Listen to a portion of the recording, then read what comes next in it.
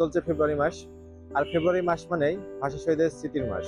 আর ভাষা শহীদের স্মৃতির মাস মানে এক রক্তক্ষয়ী অমর এক অধ্যায়ের নাম, যেখানে আমাদের সংস্কৃতির সাথে ওতপ্রোতভাবে জড়িত আমাদের এই আছে ফেব্রুয়ারি মাসটা।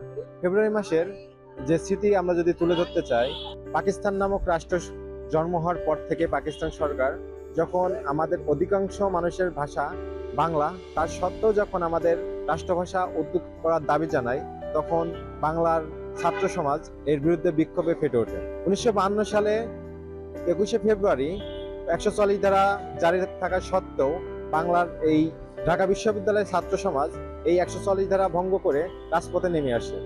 এরই পরিপ্রেক্ষিতে পুলিশ তাদের উপর গুলি চালায় এবং শহীদ হয় আব্দুল সালাম, রফিক, জব্বার সহ নাম না জানা আরো অনেকে। এরই পরিপ্রেক্ষিতে আমরা 1956 সালে আমাদের বাংলা ভাষাকে রাষ্ট্রভাষায় পেয়েছি এবং 1999 সালে এই 21শে ফেব্রুয়ারিকে এই রক্তদানের এরই পরিপ্রেক্ষিতে 1999 সালে ইউনেস্কো এটাকে আন্তর্জাতিক মাতৃভাষা হিসেবে বিশ্ব স্বীকৃতি দান করে। সবাইকে আন্তর্জাতিক মাতৃভাষা দিবসের শুভেচ্ছা।